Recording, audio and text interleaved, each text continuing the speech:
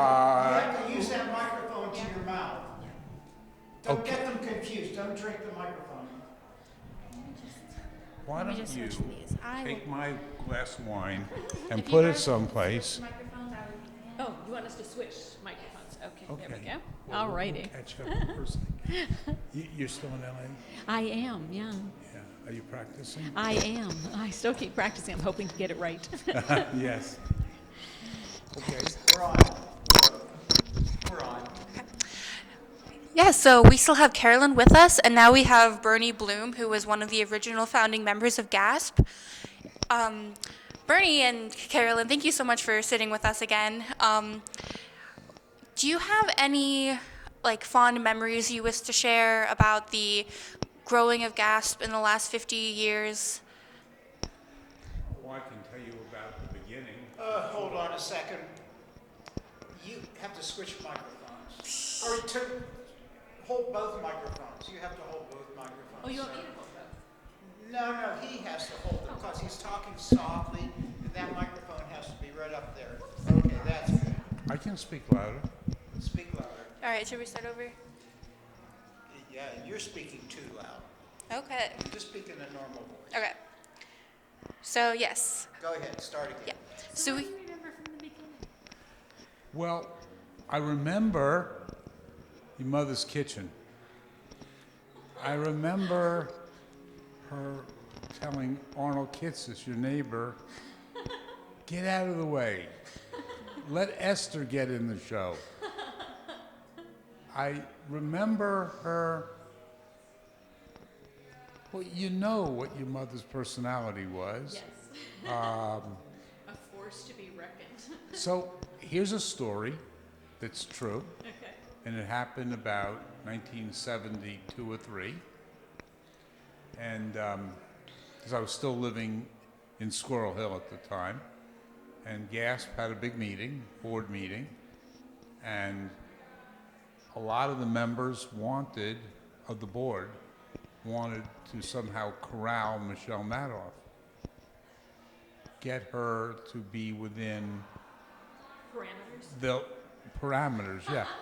It might have been as big as the Grand Canyon, but parameters. And Tony Picadio said, you're kidding. That's not going to happen. And then Michelle walks in and said, oh, this is what we got to do. And it had nothing at all to do with what anybody else, and it epitomized Michelle. Do you remember the story about Mom and Jeep DePasquale? No. There was some dispute on council years later. You have to talk up, I'm sorry. There was some dispute on city council a few years later where I don't remember which one of them told the other one to kiss their behind, but there was an agreement to meet under the Kaufman's clock. Is it coming back to you? Michelle showed up. Eugene, I don't believe, did show up. I believe there was some money on this bet, because back then, nobody went crazy if you're betting $200 or something. But flash forward, 40, 50 years, his son, his grandson is DePasquale the controller? Is he Jeep's grandson, or? But he's out there now fighting the good fight too. So. Could you just do time out for a moment? I got to tell you this story. Okay, off the record. And this is very off the record. So one day, this is in the late 70s, I was single again for a while. I was getting the Washingtonian magazine, and in the back of it was in search of, Oh, my mother was looking to date people through the newspapers. and there was an ad for her, Okay. and it could only be one person on the planet who fit that. And so we would run into each other, and I said, so, how's the advertising campaign going? And she looked at me like, yikes. And I said, don't worry. That's just like old Tinder. It is, right? Yeah. But Michelle said, you're single now? And I said, Well, I'm not yet divorced, and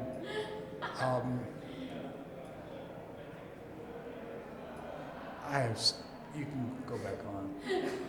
I have tremendously fond memories. And here's a story I'd like to tell, if it's okay, briefly.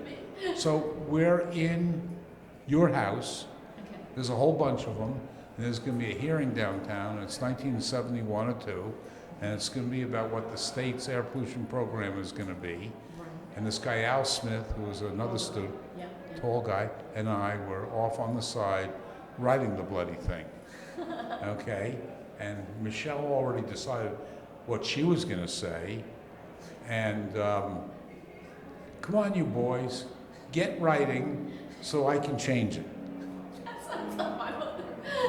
Yeah. She called me Ability to when crystallize things and Yeah. just get them out in like single sentence. She was the queen of the soundbite. when Longhurst's book came out and about GASP, she and I both disagreed with a lot of the book. And she called. Like in the 90s, right? No, it was. Am I confusing with someone else's? Yeah, book? it was in the early 2000s. Anyway, she calls me from Arizona. And she says, "This is wrong. We got to stop this."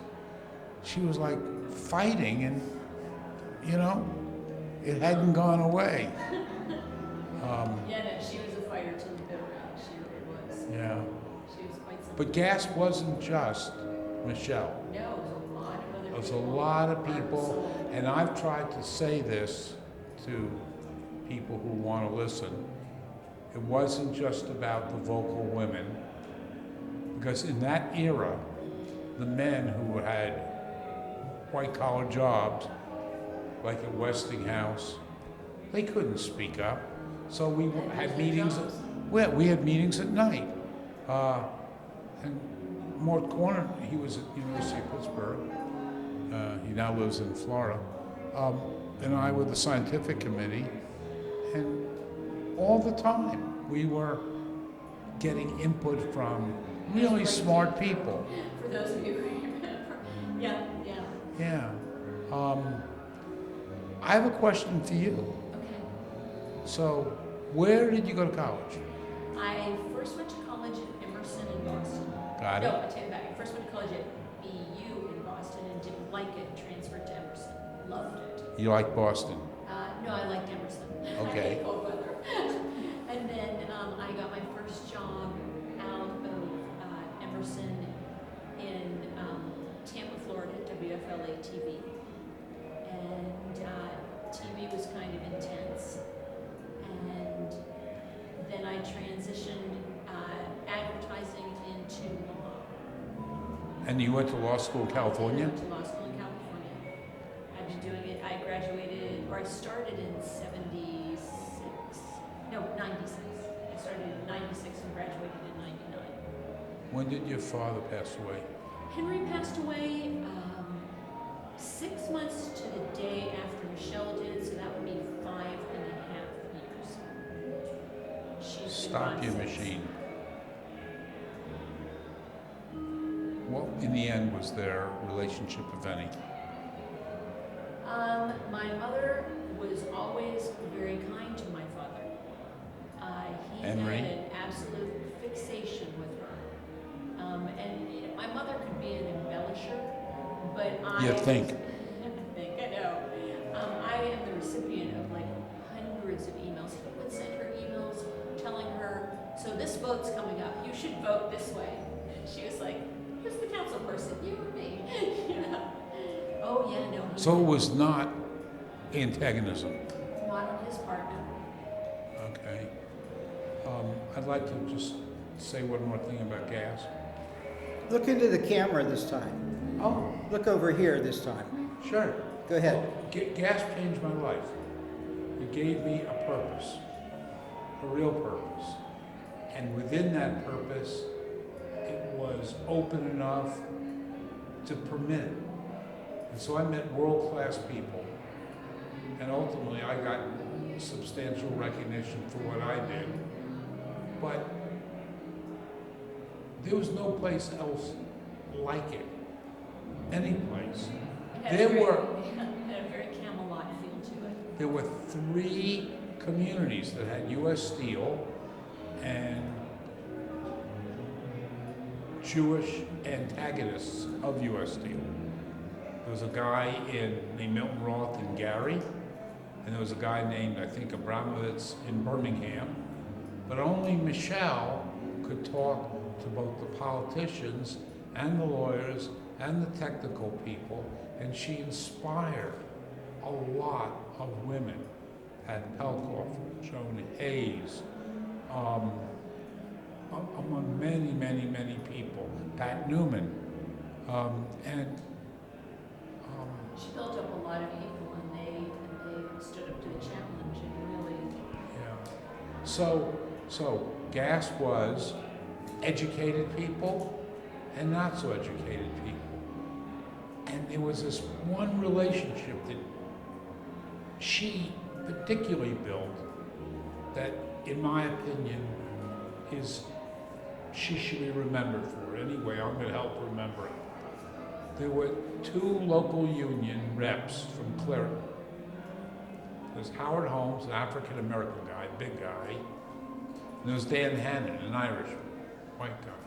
And they were both representative of the Clearton 1557 or whatever it was. And she could get explicit working with those guys. I mean, she learned, she listened, and She had a tremendous ability to understand a complex concept that she may have no education about, crystallize it, and then spit it back out as a sound bite so other people could get it. absolutely. She dominated the Gold Room here in '71 when there were variance hearings. She kept the heat on, and she kept it on Nickerson, who lived in Sewickley, and who was, I would say, a representative of the power elite. Okay? But she also kept it on Dan Beanstalk, who was a researcher. He was also on the board. And before Bob Broughton died, he fell off K2 on him. And while she's leaning on these people, she's calling us on the background, saying, "Did I get that right?" "No, you didn't." "Okay, well, I'm going with it anyway." So maybe that's my contribution to what you're doing. Thank you. Yeah, thank you so much for your time. Seeing you. I'm going to go get a cocktail, but I hope I will catch up with you inside. We will. Somebody has a glass of